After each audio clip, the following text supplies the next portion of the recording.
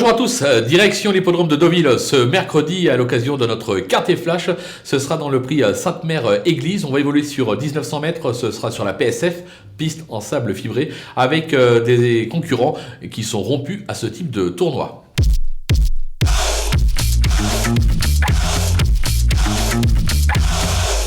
On attaque avec nos favoris et on va attaquer en force, on va prendre des risques ce mercredi vu les dernières arrivées avec quelques surprises. On ne s'empêche rien, on ne s'interdit rien. On commence avec le 9. Bobby d'Argent, déjà 2 succès à ce niveau dont un sur ce parcours.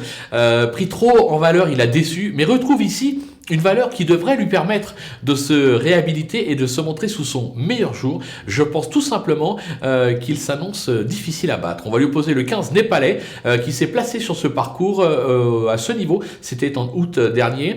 Il a maintenant 2 parcours dans les jambes, donc il devrait logiquement être un peu plus affûté. Je pense que lui aussi, avec ce petit poids, est capable de venir brouiller les pistes à l'arrivée. Le numéro 10 qui se nomme Bossio, qui revient bien actuellement et qui retrouve une valeur à laquelle il s'est déjà imposé à ce niveau. Alors certes, je le préfère sur l'hippodrome de Cannes-sur-Mer, le meeting va bientôt commencer, mais je pense que dès ce mercredi à Deauville, il est capable de faire parler de lui. Les opposants, avec le 6, Igbari, qui est au top de sa forme et qui s'est déjà bien comporté sur ce parcours, même sans trop de marge au poids, il doit pouvoir jouer une place dans la bonne combinaison. Le numéro 3, Goya Senora, qui affiche tout simplement 80% de réussite sur ce parcours avec 3 victoires et un accessite en 5 tentatives. Elle reste sur une place à ce niveau et à cette valeur. On en attend logiquement une confirmation. Le numéro 1, Chasselet, qui compte déjà 2 succès à ce niveau sur ce parcours en valeur 39,5 et 42,5. Là, il est en 41,5, donc logiquement, il doit pouvoir être compétitif pour la victoire tout simplement. Le coup de poker, ça sera le numéro 8, Ficelle du Houlet, qui n'a plus à faire ses preuves à ce niveau, mais je la trouve un peu en dessous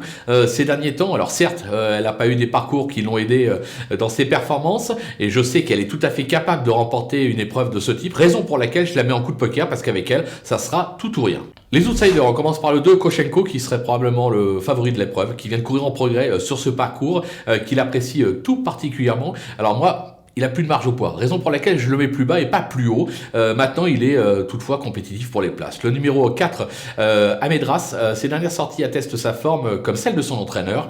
Alors, bon, il passe un test dans cette catégorie, ou plutôt sur cette piste, mais s'il s'adapte bien à la PSF, attention à lui. Le numéro 11, Nerocas, qui vient de s'imposer à ce niveau et sur ce parcours, alors ça lui vaut de porter 3 kilos de pénalité, donc ça complique un petit peu la donne. Je pense pas qu'il soit capable de s'imposer de nouveau. Par contre, pour venir accrocher une 3, 4, 5e place, pourquoi pas. Le numéro 13, Inaugural, qui affiche quelques bonnes sorties outre-Rhin, ça se complique un petit peu en France. Il a échoué lors de son unique tentative sur ce parcours. Maintenant, on va pas le condamner sur un échec sur une tentative. Faut le revoir. Il est capable de venir accrocher une place et de faire afficher une cote. Le numéro 14, Supersonic, qui a déjà gagné sur ce parcours, mais en valeur 34. Il a montré un petit peu ses limites à ce niveau. Là, il est en valeur 37. Donc, je pense que c'est vraiment très compliqué. Maintenant, je me dis que vu les surprises qu'on a à l'arrivée des quintés en ce moment, pourquoi pas le placer en bout de piste si vous avez la place. Les délaissés, là aussi on va prendre des risques avec le 5, Show of Time, qui a franchement déçu cette année. De plus, il effectue une petite rentrée, ce sera une première sur la distance, raison pour laquelle je suis pas très emballé. Le 7, Comte Rostov, qui a gagné son quintet sur le sable à Chantilly, c'était en valeur 36,5. Il n'a plus confirmé depuis et reste encore pour moi un petit peu trop chargé. On va attendre un petit peu peut-être cet hiver sur les programmes de Cagnes. Le numéro 12, Maki, qui compte quelques bonnes sorties en province, mais vient de montrer ses limites à ce niveau. Je le trouve encore chargé, raison pour laquelle je l'élimine. Et enfin le numéro 16, O'Connor, qui a peu couru et essentiellement dans des petits lots en province. La marche est beaucoup plus haute cette fois-ci et je n'y crois pas du tout. C'est le premier que j'ai abandonné dans l'épreuve. On verra bien si j'ai eu raison ou si j'ai eu tort. Voilà, on a fait le tour de cet événement qui s'annonce des plus ouverts, derrière quelques bases qui sont assez solides, notamment mon favori.